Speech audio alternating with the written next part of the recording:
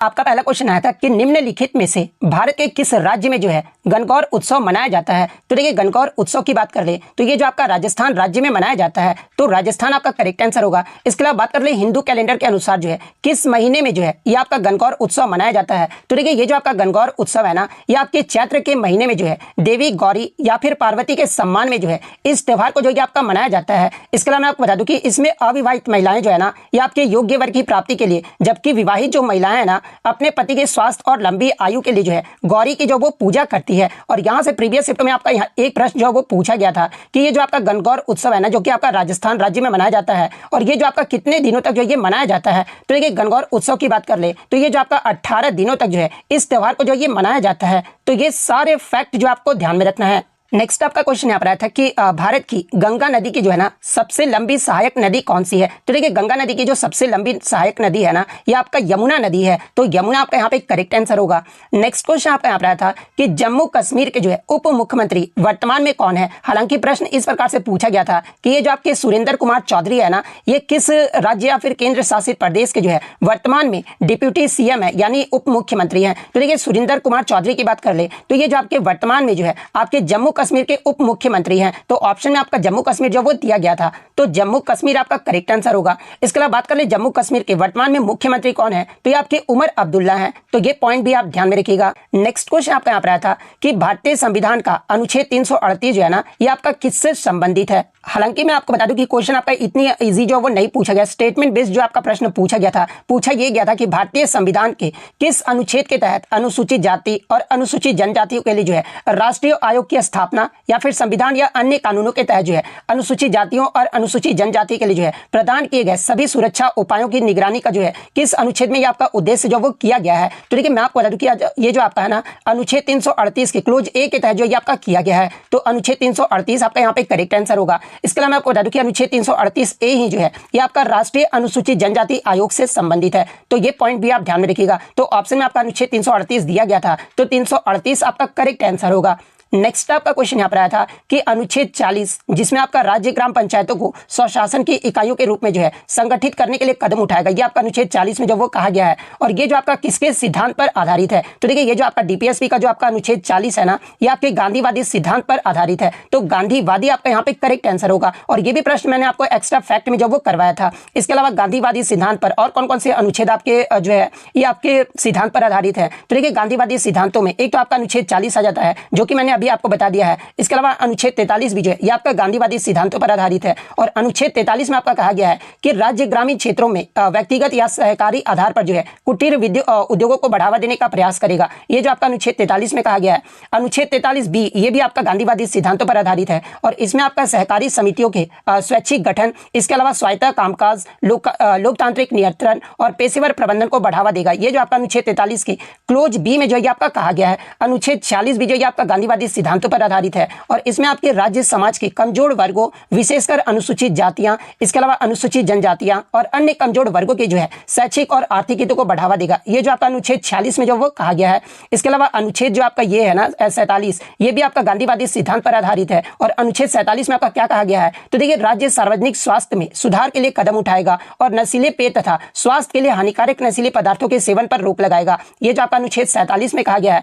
अनुच्छेद 48 ये भी आपका गांधीवादी सिद्धांत पर आधारित है। और इसमें आपके गाय, बछड़ों और अन्य दुधारू पशुओं की जो आपका वध पर रोक लगाने तथा मवेशियों को पालने एवं उनकी नस्लों में सुधार करने के लिए जो आपका अनुच्छेद 48 में जो आपका कहा गया है। तो ये सारे फैक्ट जो आपको ध्यान में रखना है। नेक्स्ट आपका यहाँ पर आता है कि भारतीय संविधान में अनुच्छेद 338 बी जो है पिछड़े वर्गों के लिए राष्ट्रीय आयोग किसके द्वारा जो ये आपका स्थापित किया गया था। तो ये जो आपका 102वां जो संविधान संशोधन अधिनियम हुआ था ना, जो कि आपका 2018 में हुआ था। और इसी के द्वारा जो आपका जो वो स्थापित किया गया था, यानी एनसीबीसी को जो संवैधानिक दर्जा प्रदान किया गया था, ये आपका 102वें संविधान संशोधन अधिनियम 2018 के द्वारा जो वो दिया गया था। तो 102वां आपका यहाँ पे करेक्ट आंसर होगा।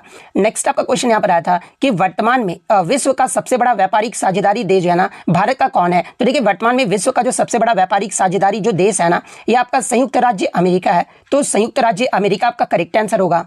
नेक्स्ट आपका यहाँ पर क्वेश्चन आया था कि सुत पिटक जो है ना ये आपका किस धर्म से संबंधित है। तो देखिए सुत पिटक जो है आपका बौद्ध धर्म से संबंधित है और त्रिपिटक जो ग्रंथों को बौद्ध धर्म का पवित्र पुस्तक जो ये माना जाता है। और त्रिपिटक में आपके 3 पिटक है, जिसमें अगर पहले की बात कर ले तो ये आपका विनय पिटक है जिसमें संघ का संचालन जो वो किया गया है। सेकंड अगर बात कर ले तो ये आपका सुत पिटक है जिसमें बुद्ध के उपदेशों पर जो है सबसे बड़ी पुस्तक है ये आपका सुत पिटक। इसके अलावा अभिधम्म पिटक की बात कर ले तो ये जो आपका तंपी भाषा पर जो ये आपका आधारित है, यानी माना जाता है कि इन पुस्तकों को जो है ना ये आपके विभिन्न बौद्ध परिषदों द्वारा जो है इसे संकाली जो वो किया गया था। तो ये पॉइंट भी आपको ध्यान में रखना है।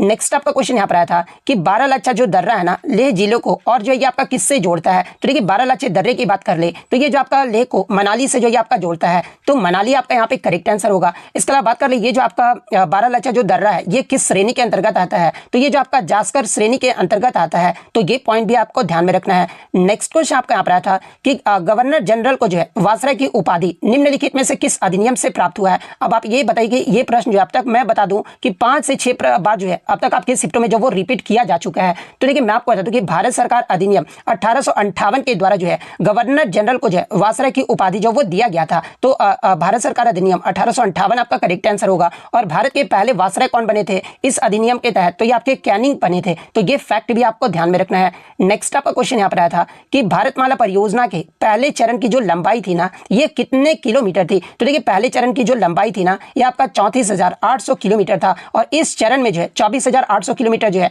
नए राजमार्ग और 10,000 किलोमीटर जो है ये आपके अधूरे निर्माणाधीन राजमार्ग जो है ये आपके शामिल है। तो 34,800 किलोमीटर आपका करेक्ट आंसर होगा। नेक्स्ट आपका क्वेश्चन यहाँ पर आया था कि तोलकापियम, प्रश्न इस प्रकार से पूछा गया था कि जो आपका तोलकापियम जो कि आपका एक व्याकरण ग्रंथ है किस भाषा में जो इसे लिखा गया है। तो देखिए तोलकापियम की बात कर ले तो इसे जो आपका तमिल भाषा में जो ये लिखा गया है, तो तमिल आपका यहाँ पे करेक्ट आंसर होगा। और ये जो आपका तमिल व्याकरण पर लिखा गया सबसे पुराना ग्रंथ है और इसे आपका तमिल में जो है आपका तोलकापियम भी जो वो कहा जाता है। तो ये फैक्ट भी आपको ध्यान में रखना है। नेक्स्ट आपका क्वेश्चन यहाँ पर आया था कि आपका अरब सागर में गिरने वाली एस चौड़ी का जो निर्माण है ना ये कौन सी नदी करती है, ये प्रश्न पूछा गया था। तो देखिए अरब सागर में गिरने वाली एस चौड़ी यानी ज्वारमद का जो निर्माण है ना ये आपका नर्मदा नदी जो वो करता है। तो नर्मदा नदी आपका यहाँ पे करेक्ट आंसर होगा। नेक्स्ट आपका क्वेश्चन यहाँ पर आया था कि सरदार सरोवर बांध जो है ना ये आपका किस राज्य में स्थित है। तो देखिए सरदार सरोवर बांध की बात कर ले तो ये जो आपका गुजरात के केवड़िया गांव में स्थित है। तो गुजरात आपका करेक्ट आंसर होगा। अगर नदी पर पूछ ले कि किस नदी पर स्थित है तो देखिए ये जो आपका सरदार सरोवर बांध है ना ये आपका नर्मदा नदी पर स्थित है। तो ये फैक्ट भी आपको ध्यान में रखना है, हालांकि ये भी प्रश्न आपका जो वो रिपीटेड है। नेक्स्ट आपका क्वेश्चन यहाँ पर आया था कि बीसीजी का जो है ये आपका फुल फॉर्म जो वो पूछा गया था। तो देखिए बीसीजी का जो फुल फॉर्म होता है ना ये आपका बैसिलस कैल्मिट ग्यूरिन होता है। तो बैसिलस कैल्मिट ग्यूरिन आपका करेक्ट आंसर होगा। इसके अलावा अगर बीसीजी की बात करें तो ये जो आपका तपेदिक के खिलाफ एक टीका है और ये जो आपका तपेदिक प्रतिरोध का निर्माण करने में मदद करता है। और इस टीके का जो आविष्कार है ना यानी बीसीजी टीके का जो आविष्कार है ये आपके अल्बर्ट कैल्मेट और ये जो आपके कैमिली ग्यूद्रीन 2 फ्रांसीसी जीव विज्ञानी द्वारा जो इनका जो आपका आविष्कार है ना वो किया गया था। और इससे पहली बार जो इस्तेमाल है ना ये आपका 1921 में जो है डॉक्टर वेल हेल के द्वारा तपेदिक से पीड़ित एक बच्चे के इलाज के लिए जो वो किया गया था। तो ये फैक्ट भी आपको ध्यान में रखना है। नेक्स्ट आपका क्वेश्चन यहाँ पर आया था कि आंध्र प्रदेश के उप मुख्यमंत्री कोनिडाला पवन जो है ना कल्याण जो है ये किस पार्टी से हैं। तो देखिए वर्तमान में आंध्र प्रदेश के जो उप मुख्यमंत्री है यानी डिप्टी जो आपके सीएम है ये आपके कैनिडाला पवन कल्याण है और ये जो आपके जनसेना पार्टी से संबंधित है। तो जनसेना पार्टी आपका करेक्ट आंसर होगा। नेक्स्ट आपका यहाँ पर था कि तांबे की छड़ को गर्म करने पर उसका प्रतिरोध जो है ना ये क्या होता है। ऑप्शन में था घटता है, दूसरा ऑप्शन था आपका सेम रहता है, तीसरा ऑप्शन था आपका बढ़ता है, फिर चौथा ऑप्शन था नन ऑफ दीज यानी इनमें से कोई नहीं। तो देखिए तांबे की छड़ को गर्म करने के पर जो है उसका जो प्रतिरोध है ना यानी जो रेजिस्टेंस है ना ये आपका बढ़ता है। तो बढ़ता आपका यहाँ पे करेक्ट आंसर होगा।